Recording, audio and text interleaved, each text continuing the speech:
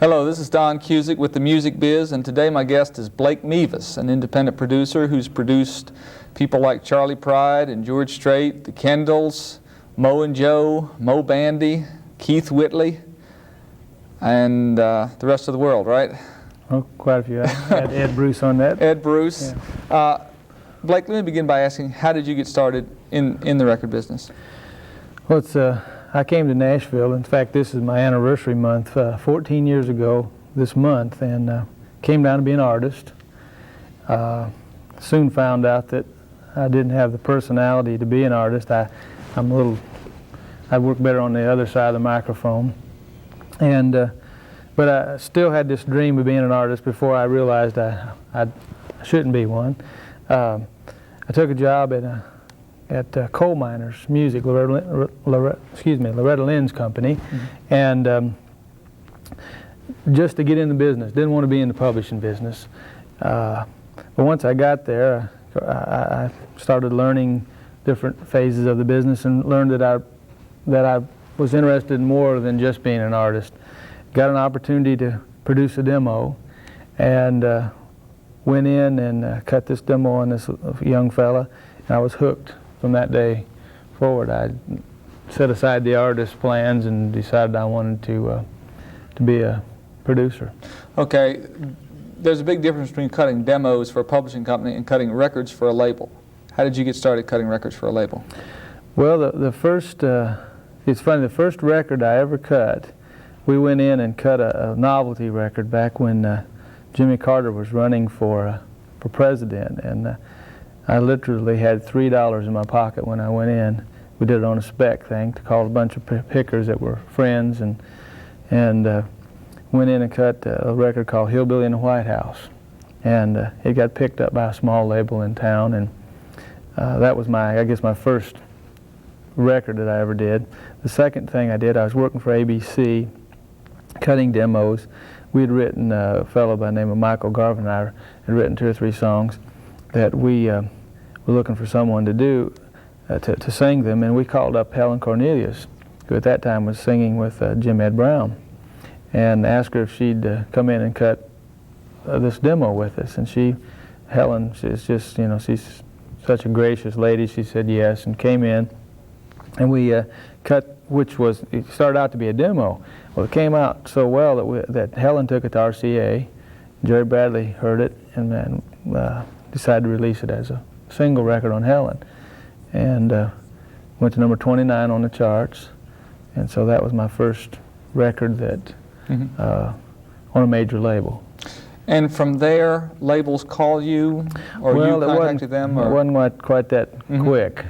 There were some dry spells in between, and I'd cut several records, cut some stuff on Connie Cato and for MCA, and a little gal named Melanie Jane that was on ABC.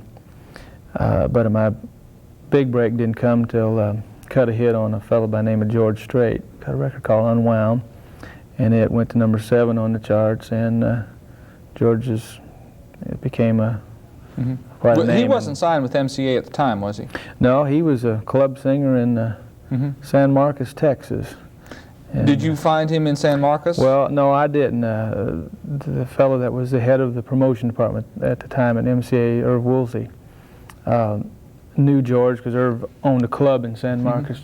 George used to work for him and suggested that we go fly down there and listen to him. And to be quite honest, the first time I heard George, I really wasn't that impressed. I was worried if I was going to be able to cut a hit on him, but once he got in the studio, he proved his worth. Was this a custom project to start with? Yeah, it was. In fact, the first session that we cut, the MCA did not pick up, and we decided to try it one more time. And the second one they did, and then they ultimately went back and picked up the first session that we'd cut. You spent a lot of time working for publishing companies. Did that help you learn what a hit song is? Yeah, it did. And I tell you, it's funny because, like I said before, I came to town wanting to be an artist and didn't really want to be a publisher. But looking back, one day I was reflecting on where I'd been and where I was at. I realized that publishing was the perfect training ground for a producer, because your job as a publisher is to critique songs, help writers, and of course in my case I did the demos, which is production, because I used the same pickers on my demos as I did on my masters. In fact, I used much of the same guys. We kind of came up together. Listening to songs as a publisher and as a producer, you hear a whole lot of bad songs. What are some of the things that you know, personify a bad song? Oh boy. What are some of the things that you hear over and over again? Well, that's hard to really pinpoint. A lot of times the hook line is not. Well, let's put it this way. Usually there's one right way to write a song or an idea, and a lot of times you'll hear songs that are almost there, but there'll be a flaw in the storyline, or there'll be some lines that a lot of times the whole song will be good, but there'll be 2 or 3 lines that just cross out all the good that the song had, and it's difficult to you know, there's so many things that makes song bad or good that it's hard to just pinpoint on one. Well, I wanted to lead up to the question of what makes a really good song. Well, I think that in my case, I look for songs that move me emotionally, songs that say something that may have been said before, but it's said differently. Most of the time, if you listen to most music, there's a common vein of going through them. You know, if you found a love, it's got to be the best love in the world. If you lost a love, obviously you lost the best love. If it's a cheating song, it's not your fault. You know, the circumstances beyond your control. And so, basically, the songs have to have. Well, my philosophy is music doesn't change the world; it just reflects it. And so, songs that reflect life is what I look for. Part of your job as a producer is selecting the songs the artists are going to record. There's 8 million songwriters in Nashville. How hard is it to find a great song? Well, it's difficult. It's funny. Usually, when a good song or a great song comes across your desk, there's a real good chance that someone else has already heard it, or you know, you'll call the publisher and want to hold on it, and it's, you know, there's usually 2 or 3 people interested, and those the great songs stick out. The good songs, there's a lot of good songs that end up getting cut because there is a lack of great songs. When you're selecting songs for an artist, is the first step you listening to a lot of demos, a lot of songs pitched to you, and making an initial selection? Well, it depends on the artist. Most of the time that's the case. We call all the publishers in town, tell them that we're getting ready to cut this artist. Basically, we try to give them an idea of what we're looking for. I think they send what they want to anyhow. Yeah. But how do you decide what you're looking for? Well, I try to watch, or I try to be in front of musical trends. When I get a hold of an artist, especially if it's an artist that's been around or is an established artist, I don't want to cut the same record he had with his old producer. I feel like it's my job to breathe some life into the project, or they probably wouldn't be asking me to produce him anyhow. He needs that in his career. And I just, you know, I strive to cut different records, but not so different that the radio won't play them or the public can't identify with them. and I don't know. It's sometimes what I think I want, and then what comes across my desk, I'll change my mind. A song may come across that I had no idea or intention of cutting that kind of a song. In fact, Ed Bruce, his last single, a thing called "You Turn Me On Like a Radio," was quite a departure for Ed. And if someone had asked me, "Is that what you're looking for?" I'd have probably said, "No, it isn't." But once it came across my desk and I heard it, I thought this song's a good song. And the reason I cut that song is because it was a song that I thought appealed to the women, and I wanted Ed to broaden his audience just a little bit and include the women and not just cowboys. Yeah. How much input does the artist have? Do they come in with ideas, tell you what they're looking for, or? Oh yeah, and that depends on the artist as well. Some artists have a real set idea and of what their image is, and some of them won't. You know, they won't cut anything but what their image is. Or some of them that are a little more open to change. And well, for instance, Charlie Pride, working with him, he's been in the business 20 years. In fact, we were in the studio cutting his 20th anniversary album about a month ago. So he's not new to this business. But when we started working, his attitude was, "You're the producer, I'm the artist. I'm going to sing, you produce the record, and what you want me to do, I'm going to do." And it made the job real easy. How about the label? Does the label or the management have input? Do you get input from them? Sometimes we do. Sometimes the label will give you an idea before you go in what they're looking for. I don't always listen to the label, and I don't say that out of any disrespect to the label heads. I feel like that sometimes their position doesn't enable them to see what the average man on the street is going to respond to. They get their input a lot of times from promotion men who get it from radio. And radio, I don't really feel is qualified to tell you what they want 9 months from now. They may tell you what they want today, and they may tell you what they liked yesterday. But when we cut records, we don't cut them for tomorrow. We cut them 6 to 9 months ahead of time. So, and in the last 6 to 9 months, the attitude on Music Row of what you should be cutting has changed 2 or 3 times. So I think it's best just to believe in your own gut feeling or ability and go cut the record that you believe in. Okay, now, getting back to the artist's image, do you always take that in mind when you're cutting, when you're looking for songs? Do you sit down with the artist and define their image, or think to yourself define their image so that you don't go against it? Or? Well, we usually sit and talk about how he sees himself, how I see him. Sometimes those are 2 different pictures. I think it's important to cut records that an artist will feel comfortable on stage performing. But I also feel like it's real easy for an artist or a producer or all of us in this business to fall into a complacent attitude and just cut what was the hit 6 months ago and not try to stretch out. One of the pitfalls, it seems, in the music industry is that you talk about knowing what people like and being on the street, but yet a little bit of success all of a sudden isolates you. Do you sense that, and how do you overcome that? You know, because the labels are isolated, the successful producers are isolated. Yeah, I think that that is something you have to avoid. You have to be careful of. You can't rely. But how do you avoid it?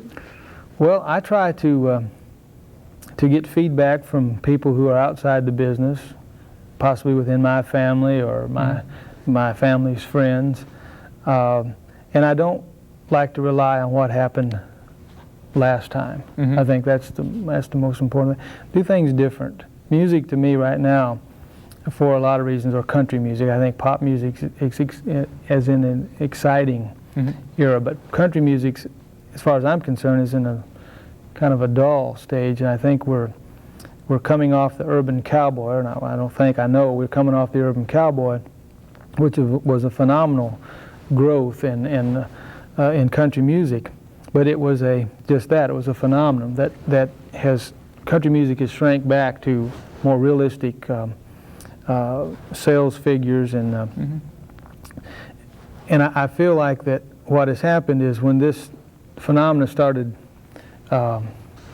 shrinking or was over, then we got scared in this business and said, oh, well, we must be doing something wrong. Well, that's not the case at all. We did something real right, and it just ran its course. If you know, if we could get John Travolta to cut Urban Cowboy 2 or something, and it became another smash movie, then we may sell more. You talk about sales. Records. What do you define as a successful country album in terms of sales? And basically, we talk about break-even point there too. Well, I think today, of course, you like to sell as many as you can. There are very few artists selling over 200,000 albums today. 125 to 150 is probably the average for established artists. I think you can make a living doing that. I think part of the reason we're not selling records right now is that we aren't cutting the right records for our audience. Radio's not playing the right records.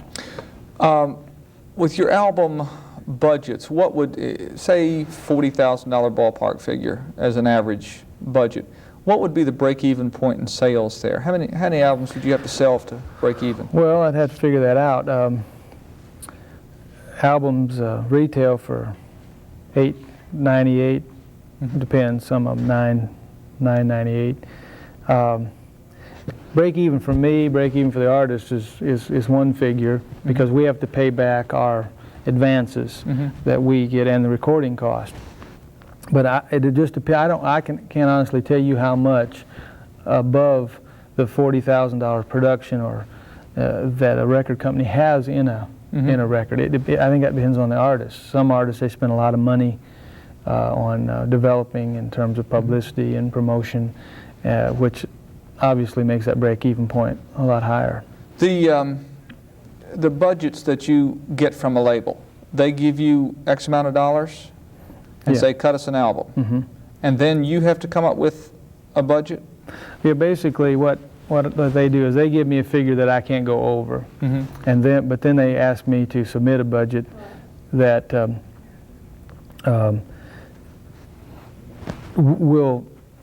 that they can submit. Basically, they know what I'm going to spend, or they already know that anything over, let's say my budget's $50,000, that's the maximum. If I spend $52,000, $2,000 of that budget comes out of my pocket. So that's an incentive for me to stay. How about if you cut it for $48,000? Well, $2,000 go in your pocket? I wish, but it doesn't work that way. So there are some deals that artists get front money of, say, $75,000 an album, and if they spend $50 on production, they keep the $25. If they spend the $75, then they're out. But those deals are not that common.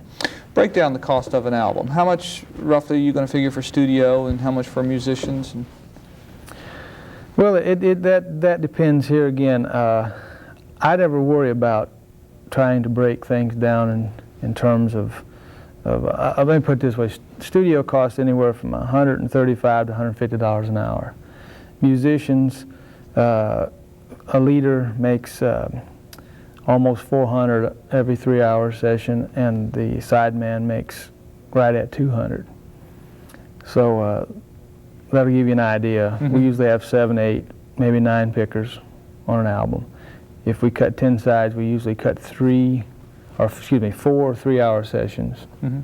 And then of course we have to mix it.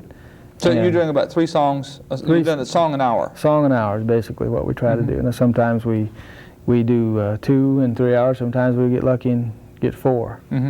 It just depends on the song, depends on the day. So you're figuring cutting about an hour a song. How about mixing? How long do you mix per song? Well, that depends here once again on the record. A real simple record, you may take 2.5, 3 hours. A little more complicated, you may take up to 5 hours, 6 hours. There are some people that think you have to mix 24 hours on one single. I don't feel that way. I can't spend 24 hours in front of a board and still have any sense left. Do you mix a single different than an album cut? As a rule, yeah. Usually what I do is mix the album complete, and then when we pick the single, go back and remix. We mix on a computer, and we update. And the reason I mix a little different on a single can be pressed hotter than an album. And what do you mean by hotter? Well, you get more signal on the vinyl without distortion because the grooves are further apart. And so you want it to come across on radio, and you can master it hotter, so when it comes on radio, it kind of jumps at you. Do you move the vocal up anymore in a single? Sometimes, yeah. Do you pull the bass down at all, or? Not necessarily, no. I don't have any prescribed. Mixing's funny. Yeah, what you hear one day, you may not hear the same the next day.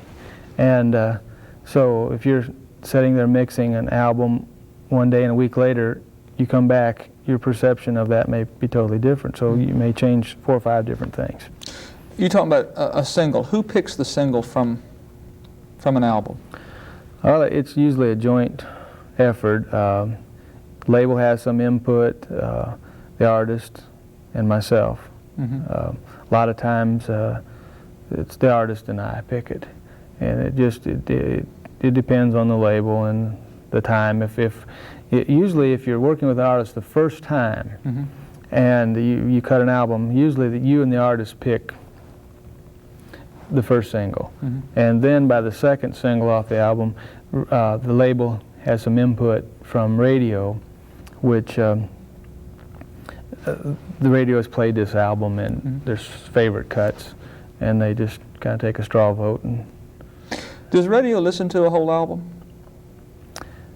I don't know if they do or not. We said you got feedback. Well, I would hope they do. I think a lot of times the promotion man will go to the label, go to the radio station and say, listen to this album and tell me what you like. I don't.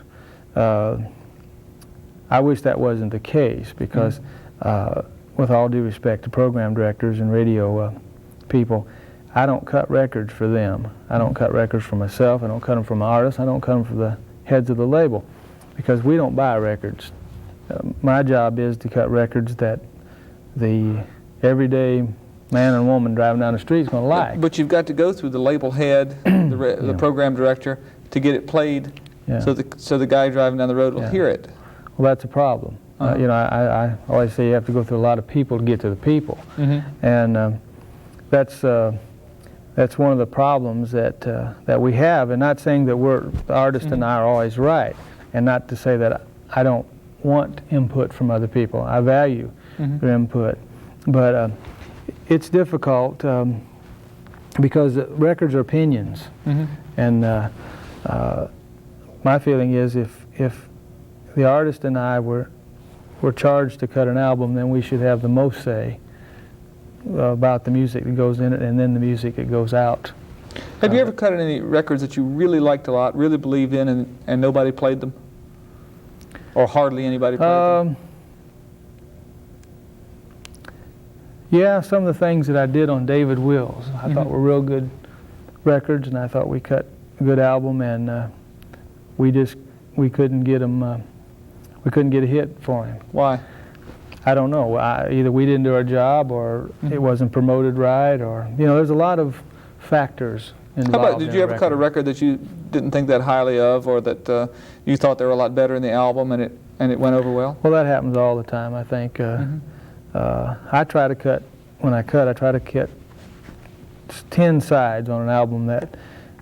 When I walk in, I feel like they're all potential singles, and then how they come out in the studio a lot of times will determine where they are or not. But I think every album probably cut, you only get 2, sometimes 3 singles off an album, and if you're doing your job right, there's probably more than that on every album. But contractually, the artist has to give them another album. You cut, there are 10 songs on an album, usually.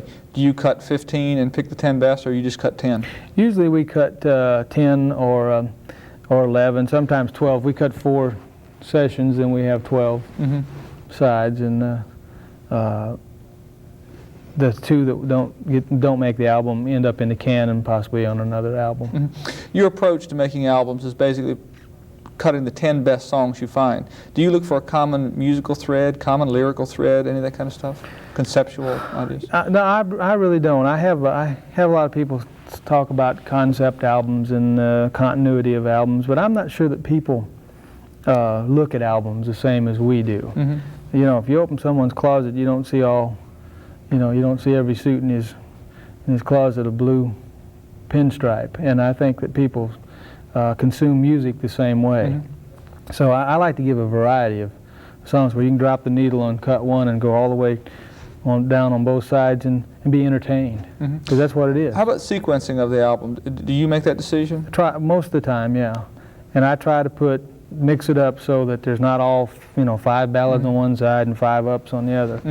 And sequencing, that's where the continuity of it is basic, if there is any, is the fact that I want maybe a fast one, a slow one, a fast one, because I think people like to hear them like that. Do you, what all goes into pre-production before you're producing an album? What have you got to do before you go in the studio? Well, basically, when we pick our songs that we're going to do, then I live with them, try to figure out what we're going to do musically on them. Then my leader picks up the tapes, goes home and writes charts for us, and so that saves us time because the charts are already made when we walk in the studio. And try to work with the artist to make sure that, you know, find out his keys that he's going to sing it in, and if he can sing the song. You know, sometimes the song's great, but the artist can't. It isn't the right song for him. So basically, that's about all we do. Do you, when you're picking songs like that, do you pick 15 or 20 and play them for the artist, or basically you've pretty much narrowed it down before you've gotten with the artist? Well, it's usually more than 15 or 20. I listen usually close to 300 songs per album, or sometimes more. I usually drop it down to maybe 30 songs, and then the artist may come in with some, and we sit together and start going through material, and it's funny, a lot of times what you hear by yourself, you get the artist in the room, it doesn't sound as good to you then as it did the week before. When you're listening to demos, do you hear a lot of, is it mostly full production demos that people pitch, or like records, or is it mostly guitar and vocals, or what do you hear most of? Well, most of the time nowadays, it's more of a full demo than a voice and guitar. I don't have a preference in terms of some people say, well, I'd rather have a voice and guitar. I don't really prescribe to that theory. If someone brings me in a demo that has the feel, the groove, the everything to it, then my job is to go in and cut a record and hopefully improve on it. But improving on it doesn't necessarily mean changing it totally. I'm not ashamed to give someone else credit for their creativity. I mean, when I cut demos for Coal Miner and ABC, I heard a lot of my licks go on records. Well, I was proud and honored that happened, and I would hope that anyone that I copy their demo feels the same. Okay, how about in the studio? What is your role as a producer when the session is going? You found the songs, the musicians know them. What else? Excuse me. I think my main job is to be a catalyst, to get out of the artist and the pickers the maximum of their creativity. I don't want to do anything that thwarts their creativity. I could come in and say, now boys, I want you to play this, this, and this. And if I did that, they may just all go on automatic pilot and play the standards.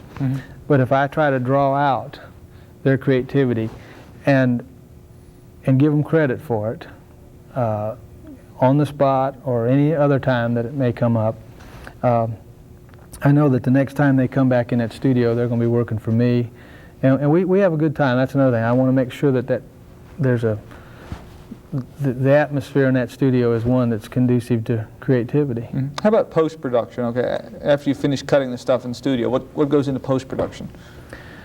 Well, basically, we have to supply the label with label copy, which I try to stay out of that as much as I can. I have a secretary that does that. The union has to be supplied with time cards to make sure all the musicians get paid, and usually the leader of the session does that. And after I cut the record, then we have to go into a mastering lab, which is one last electronic enhancement of the record to make it sound just hopefully just one step better. How do you make the decision of getting together with a certain artist? Does the label bring you together, the artist? Do you make that decision? What? Well, usually someone brings us together. Either the artist picks up the phone and calls me, or the label calls me and says, hey, we've got an artist, would you be interested in doing? Then if I am, then we sit down, usually have a little meeting, find out if we're going to be compatible, because cutting records is a unique relationship, and each person has to want to be in that relationship. And if I feel like that I can be a plus to that artist's career, then and I have the time to do it, then we'll work. What causes you, some artists and producers split even after success? What would be the reason for that? Oh, I think there's a lot of reasons. I think one of the main things that I've found is that the artist is in a situation that every night he is in front of an audience, or most nights is in front of an audience that gives him total approval of everything he does. And the artist tends to believe that he's responsible for everything that goes on that tape. And a lot of times after they have a hit, they forget that it was a team effort. And they think that they can be a hit with any producer, and sometimes they are, and, you know. But that's one of the reasons. Sometimes you get into a situation and there's a personality conflict, or you know, sometimes it's time for a change, you know. Is it disappointing to you when you have success with an artist and the artist wants to leave? Yeah, that's only happened to me really once. I've left one situation and one artist left me. It is, yeah, sometimes it is, because, you know, you feel like, well, that you created this sound or this direction, but that's something you have to learn to get over, because that's part of the business. And my philosophy is we don't get married so we don't have to get divorced. How much does a producer make? Not enough, no. Well, nobody does. But well, it depends on where you're at in your career. When I started out producing, I made $350 a side front money. And today I make considerably more than that. I would say that the range in Nashville is anywhere from $350 to $5,000 a side. I don't get the $5,000 a side. Are you talking about a side for a single? Yeah, well, I'm talking about if you have 10 songs in an album, then you make $50,000 front money. Now that's a draw against your royalties. And so if the record doesn't sell enough to pay you back the draw, then that's all you'll ever get. There's a lot of different things and contracts that you get when you had some success that you don't get when you're first starting out. I have a clause in all my contracts. It's a non-cross collateralization clause, where each album is a separate entity. So if this one sells $1 million, I get paid on that. But if this one's a flop, they can't go back and take the other deficit out of this first one. Right. And that's come in. Most producers get paid fee plus percentage plus royalty. Right. Royalty is about 2%? Well, 3%? 3.5, 4, depends on the artist, depends on the label. And who do you sign a contract with? Is it the label or is it with the artist? Usually the label. Some artists have a deal where it's what they call an all-in deal, where they get so much an album, they go out and get the producer, and they make a deal with that producer. But most of the time it's with the record label, because the record label has more control over the situation if they sign the artist. And now there are some contracts that are production contracts where I may want to go out and find an artist, sign him to my production company, then go to the label, sign the whole package. Well, then you would get all of the money and pay the artist, as opposed to the artist getting all the money and paying the producer. Exactly. Okay. So do most successful producers go with fee plus percentage? Is that the way it works? Yeah, I would say that.